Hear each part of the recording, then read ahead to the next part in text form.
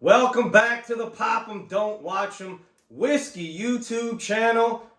We're back to finish out the series Tater Topics. Started out Mashbill number 2 from Buffalo Trace. Probably the most taterific Mashbill in all of bourbon.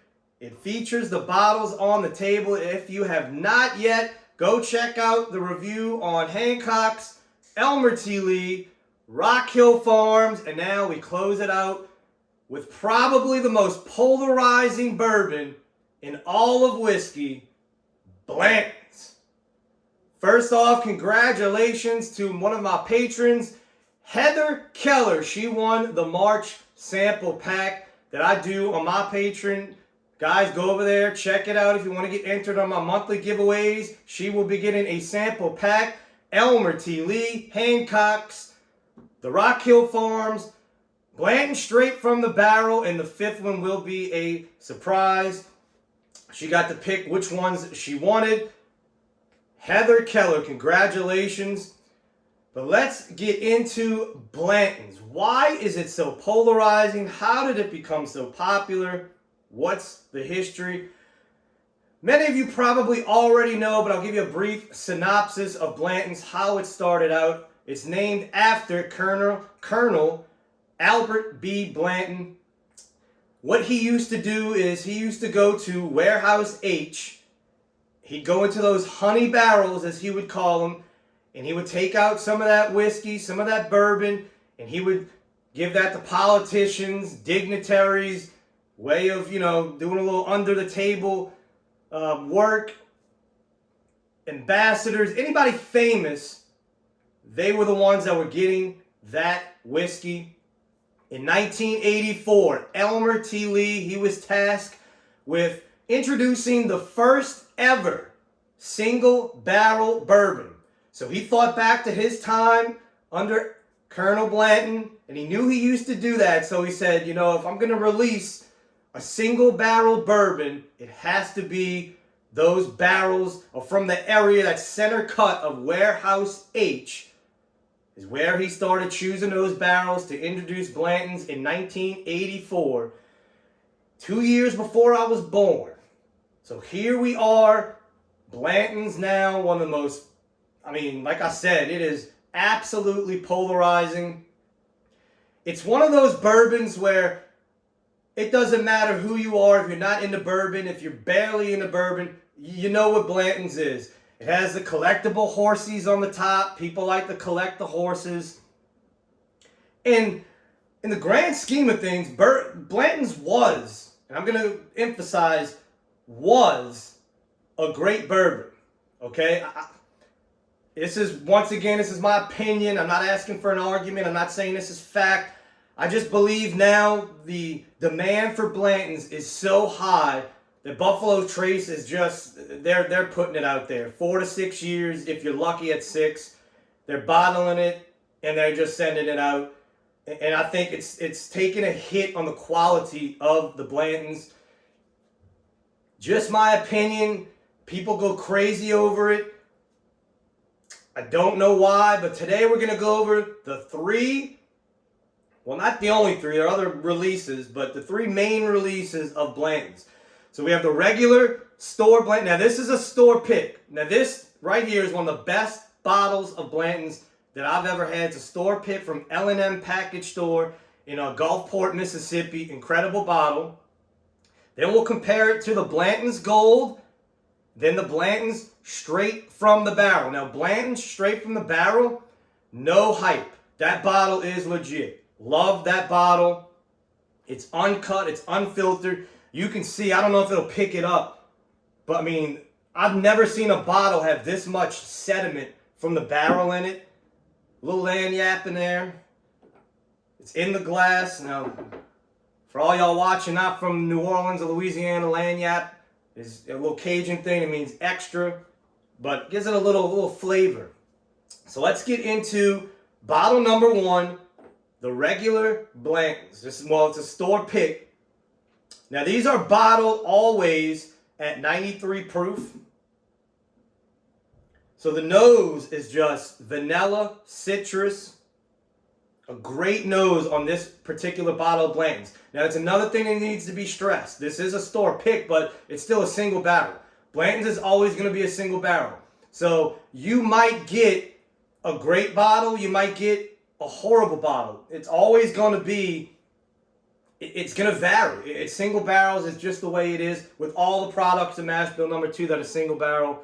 You know, that, because I've had bottles of Blanton's that I'm like, what in the world is this? And then I have this one, I'm nursing it because it's such a great bottle. Great nose, just citrus, vanilla, caramel. Once again, Blanton's is not a complex, crazy complex bourbon. There's water added, so it takes away a little bit of that complexity.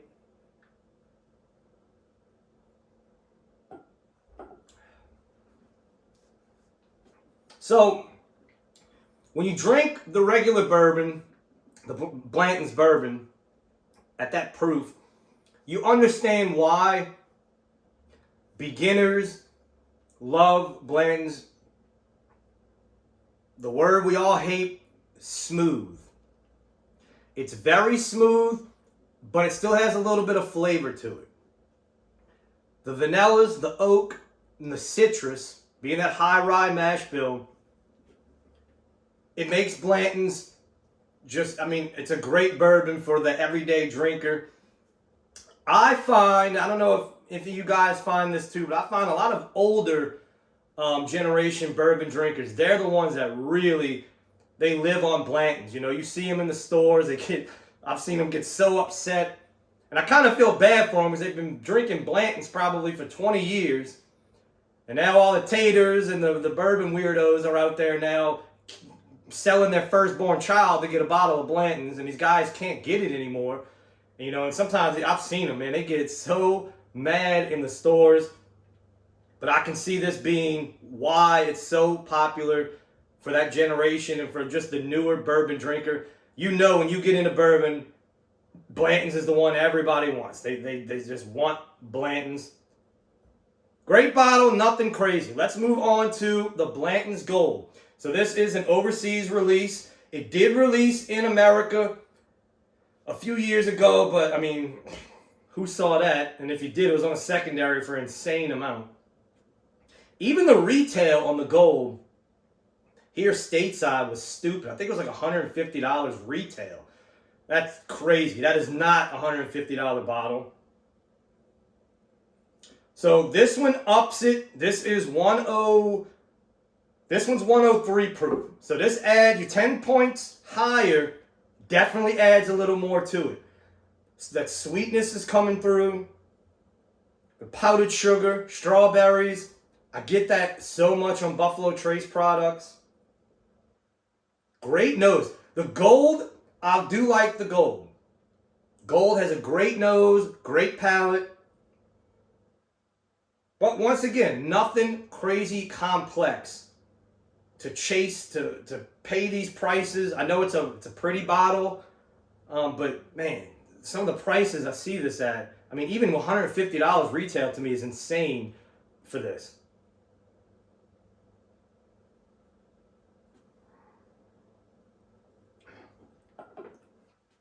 Man, that's, cinnamon, strawberries. You get a hint, always get a hint of like a blueberry on the back end. Citrus, the orange is there, that sweet orange, the confectioner's sugar. Every now and then I get a little hint of licorice. It's not a lot, it's not off-putting, but I do get a little bit of licorice on a lot of Buffalo Trace products. Great glass right there, just not, you think about what you can get at $150. This just, doesn't hit that price point for me. Now, moving on to the absolute hitter. Look, I'm going to hate on what I'm going to hate on, but when praise is worth it, I'm going to give it. Blanton's straight from the barrel. This is uncut, unfiltered. You can see the sediment in the glass. So this particular bottle, this was bottled 1/14/2019, 129.2. You heard that? 129.2. So that is a significant increase. And when you taste Blanton's straight from the barrel, it just makes the gold and the regular shelf Blanton's, it's just like, it almost pisses you off because you're like, why can't we get this? Even if you do a barrel pick, why can't you get this? I mean, this is serious. It totally changes the profile getting it straight from the barrel. I mean, it is like a Snicker bar. Chocolate, caramel. That's the biggest difference in that straight from the barrel get. That chocolate note comes in. I mean, that is like a chocolate-covered strawberry. Even get maybe a hint of some leather. Man, it's such a great nose in that straight from the barrel. Cheers.